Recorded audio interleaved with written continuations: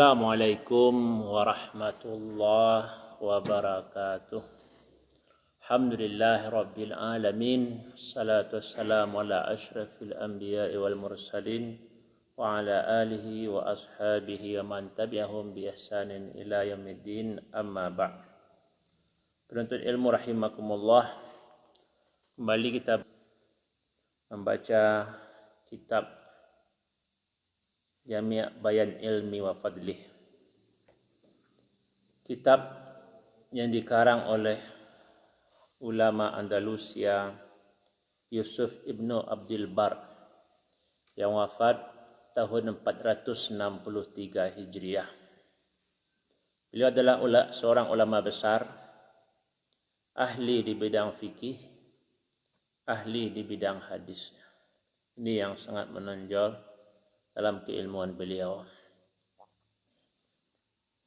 Di bidang fikih beliau menulis kitab yang cukup besar, ya.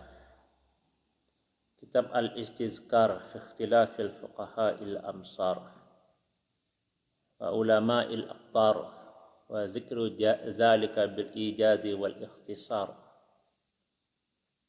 Kitab yang judulnya panjang, jilidnya juga banyak, 27 jilid. Karya beliau yang lain adalah kitab At-Tamhid lima fil Muwatta' minal ma'ani wal masanid. Ini merupakan syarah kitab hadis karangan Imam Malik, kitab Muwatta'. Imam Abdul Bar sama dengan ulama-ulama Andalus lainnya menganut mazhab Maliki. Beliau adalah ahli fikih madhab Maliki. Dan masih ada karya-karya beliau yang lain. Dan bersama kita siang ini adalah kitab Jami' Bayan Ilmi wa Fadlih. Kitab ini bicara tentang keutamaan ilmu, tentang menuntut ilmu, kemuliaan ilmu, dan mengomentari beberapa cabang disiplin ilmu, hadis, ilmu tafsir, tarikh, bahasa Arab, ya. Kitab ini juga menggambarkan bagaimana penuntut-penuntut ilmu yang ada di Andalus di zaman Ibnu Abdul Bar. Karena yang beliau tulis tentu sesuai dengan apa yang ada di negeri beliau dan apa yang ada di zaman beliau.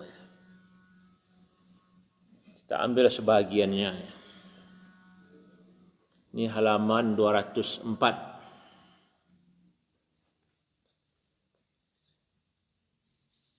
Qala Abu Umar, yaitu Ibnu Abdul Bar, talabul ilmi darajat wa manaqil wa ratbun la yanbaghu ta'diha wa man ta'addaha jumlatan faqad ta'adda sabilas salaf rahimahumullah. Wa man ta'adda sabilahum amidan dhalla wa man ta'addahu mujtahidan zalla. Fa awwalul ilmi hifdzu kitabillahi jalla wa azza wa tafahhumuhu wa kullu ma yu'inu ala fahmihi fawajibun talabuhu ma'ahu wa la aqulu inna hifdzahu kullahu fardun walakin aqul inna dzalika wajibun lazimun ala man ahabba ay yakuna aliman laisa min babil farti. Berkata Abu Umar, menuntut ilmu itu bertingkat-tingkat, ada tahapan-tahapannya yang tidak mungkin untuk dilewati begitu saja. Siapa yang melewatinya, melampauinya sekaligus, berarti dia sudah melampaui jalan salaf. Semoga Allah merahmati mereka semua. Siapa yang tidak menyempuh tangga-tangga itu secara sengaja, ya, cara-cara yang telah ditempuh oleh ulama salaf, dhalla, dia akan tersesat dalam menuntut ilmu. Wa man ta'addahu mujtahidan zalla. Siapa yang tidak menempuh jalur itu, siapa yang menempuh jalur itu mujtahidan secara sengaja, zalla, dia akan hina. Fa awwalul ilmi hifdzu kitabillahi jalla wa azza wa tafahumuhu. Awal dari ilmu itu adalah menghafal kitab Allah Al-Quran dan memahaminya. Wa kullu, dan semua yang membantu untuk memahami Al-Quran, fawajib, maka hukumnya adalah wajib untuk mempelajarinya seiring dengan menghafal kitab Allah. Wala aqulu, dan aku tidak mengatakan inna hafzahu kullahu fardun, menghafal Al-Quran secara keseluruhan itu adalah fardu. Walakin, tapi aku mengatakan bahwasanya menghafal itu wajib yang harus dilakukan bagi orang yang ingin alim.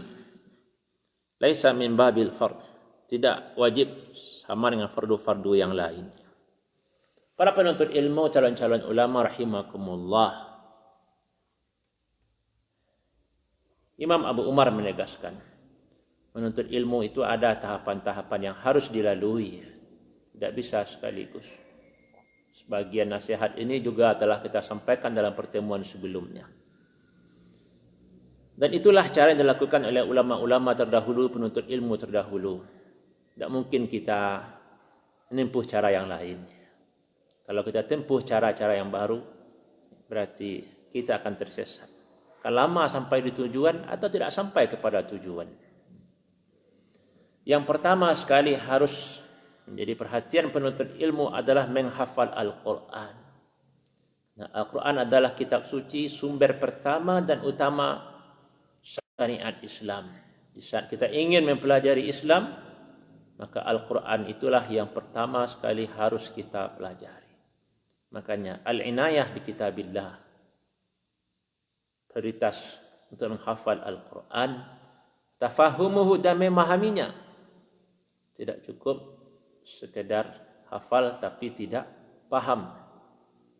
Dan di halaman lain kita akan bertemu kritik Abu Umar kepada orang di zamannya yang sibuk dengan riwayat, dengan hafalan tapi tidak memahami. Jadi yang pertama sekali adalah menghafal Al-Quran dan memahaminya. Kemudian Abu Umar melanjutkan, semua yang membantu untuk memahami Al-Quran wajibun, juga wajib untuk dipelajari, yaitu bahasa Arab. Karena tidak mungkin kita tafahum, tadabbur terhadap kalamullah kalau tidak pandai bahasa Arab. Dan hukum mempelajari bahasa Arab itu juga wajib bagi orang yang ingin memahami Al-Quran. Di negeri Ibnu Abdul Bar di Andalus, di saat Islam masuk ke Andalus, maka orang-orang Andalus langsung memahami, mempelajari bahasa Arab. Sehingga bahasa Arab itu menjadi bahasa sehari-hari mereka. Sehingga banyak ulama-ulama Andalus itu mengarang kitab dalam bahasa Arab. Ini perbedaan. Islam datang ke Andalusia, Islam datang ke Indonesia. Islam datang ke Indonesia, kita tetap berbahasa Indonesia. Walaupun pada awalnya ada huruf Arab Melayu sudah mendekatkan kita dengan bahasa Arab, tapi Arab Melayu hari ini juga sudah mulai hilang. Kalau tahun-tahun 50-an Departemen Agama masih mencetak, menerbitkan buku-buku agama berbahasa Arab Melayu. Sekarang sudah hilang. Ya, kita tidak menggunakan bahasa Arab. Beda dengan Andalusia, baru saja Islam datang ke negeri mereka, ke daratan mereka di Eropa, mereka langsung mendalami bahasa Arab. Coba kita bayangkan, ulama mereka di abad keempat, abad kelima seperti kitab kita ini sudah mengarang kitab dalam berbahasa Arab. Dan kitab itu beredar di dunia Islam, dibaca sampai ke Padang Panjang. Al-Istizkar, Tamhid, dan karya ulama-ulama Andalus lainnya. Masuk Mbaki Ibnu Makhlad, murid Imam Ahmad bin Hanbal, mengarang kitab dalam bahasa Arab. Dan itu di awal abad keempat. Bahasa Arab menjadi bahasa mereka. Ini kelebihan Andalusia, sehingga mereka itu bisa melahirkan ulama-ulama besar. Dan di sini pula kerugian kita di Indonesia. Kita sudah lama menganut agama Islam. Islam sudah lama datang ke negeri kita, tapi kita tidak akrab dengan bahasa Arab. Jadilah kita membaca Al-Quran sekedar untuk ibadah, mencari pahala. Sementara untuk tadabbur, untuk tafahum, memahaminya kita kesulitan. Nah, dan ini juga harus kita biasakan. Penuntut ilmu rahimakumullah, jadi bahasa Arab itu wajib kita pelajari untuk memahami Al-Quran, kitabullah. Ibnu Hajar kemudian Ibnu Abdul Bar mengingatkan, saya tidak mengatakan hukum menghafal Quran itu adalah wajib, tapi saya ingin menegaskan bagi orang yang ingin aliman, jadi orang alim. Kita ulang, saya tidak mengatakan menghafal Quran itu hukumnya adalah fardu, tapi yang ingin saya tegaskan, menghafal Quran itu adalah lazim, harus dilakukan bagi orang yang ingin alim. Jadi tidak sama wajib menghafal Quran itu dengan fardu-fardu agama yang lain.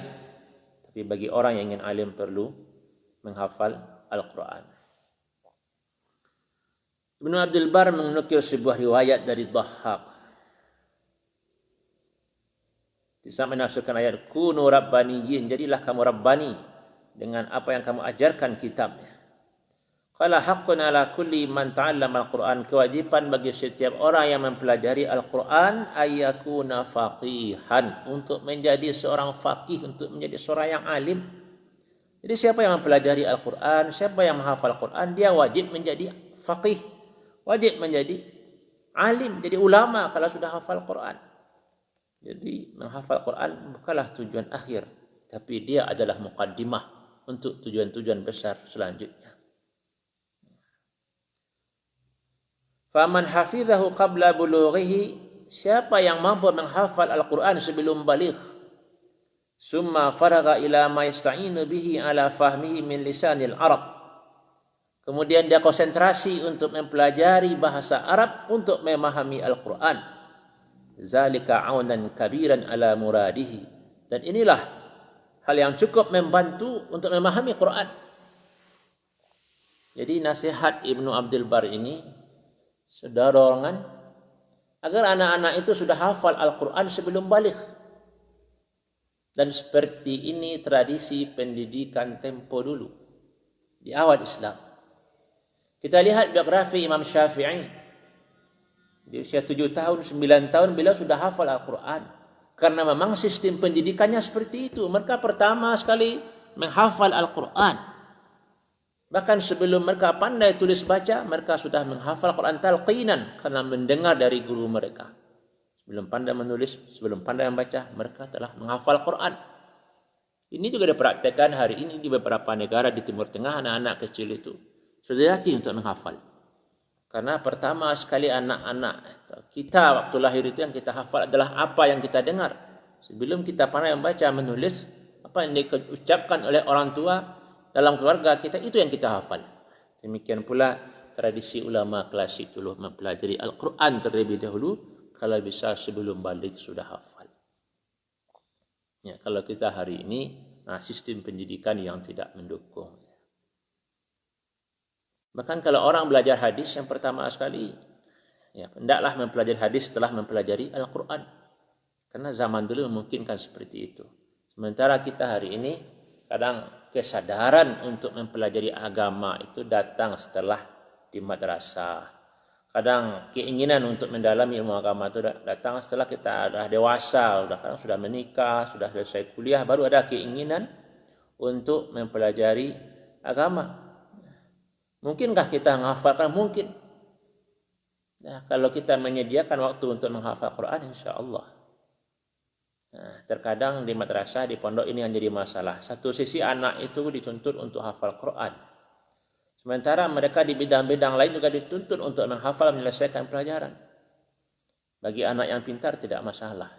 Tapi bagi anak yang kemampuannya pas-pasan, ya barangkali dia cukup menghafal sekedarnya dan terus mempelajari tafsir, hadis, fikih, ilmu-ilmu yang lainnya, tematik, bahasa Inggris. Nanti selesai di pondok, tamat di MAN, ya, berusahalah takhasus pondok khusus tahfiz agak setahun 2 tahun. Setelah itu baru kuliah. Ini lebih bagus agar hafalannya itu kuat.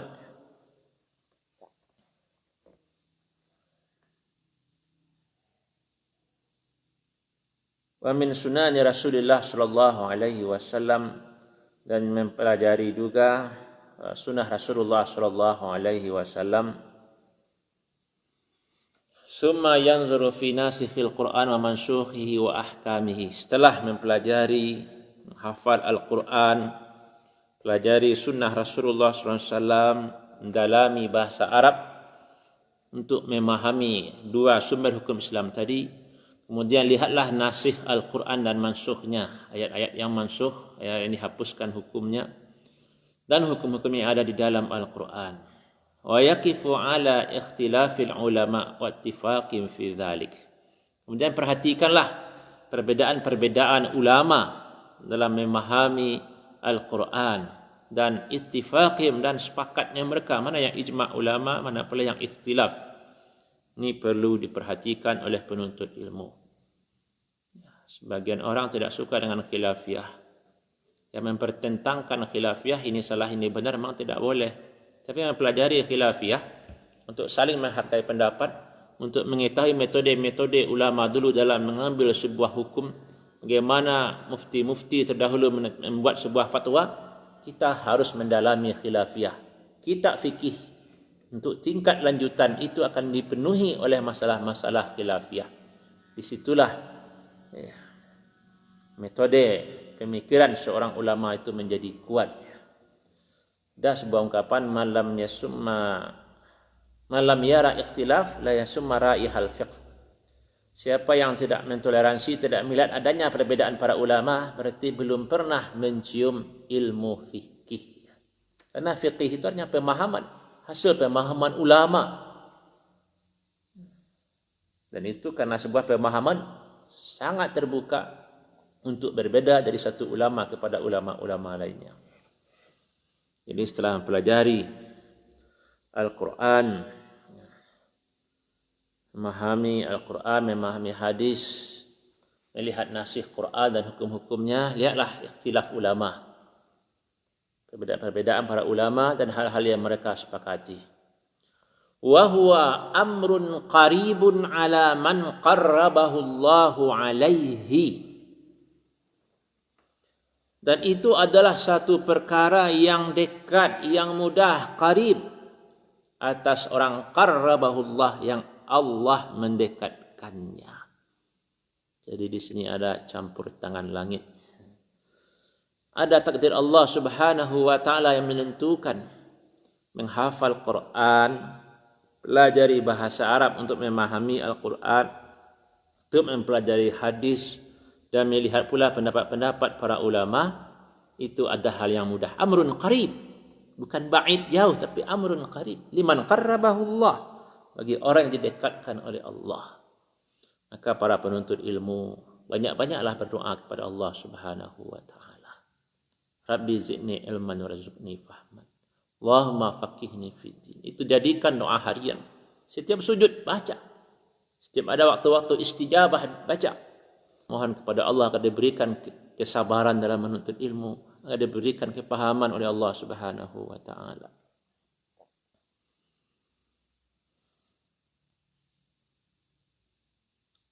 Summa yanzuru fi sunanil ma'thurah ats-tsabitah Rasulullah sallallahu alaihi wasallam.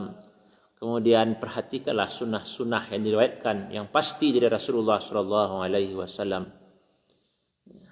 Hanya dengan memperhatikan sunnah-sunnah itulah kita akan memahami apa yang dimaksud oleh Allah di dalam Al-Quran. Karena sunnah itu sebagian besarnya adalah uraian dari Al-Quran, menjelaskan apa yang bersifat umum di dalam Al-Quran. Ini fungsi sunnah. Wa ya taftah lahu ahkamul Quran. Inilah yang akan membukakan kepada penuntut ilmu itu hukum-hukum yang ada di dalam Al-Quran secara sempurna. Dalam Quran hanya ada aqimus shalah, laksanakan salat, tapi bagaimana cara rukuk, cara sujud, doa, zikir, bacaan di dalamnya? Thabitah fi sunnani Rasulillah. Dia itu tetap dalam sunnah Rasulullah. Maka pelajarilah hadis untuk mendalami Al-Quran.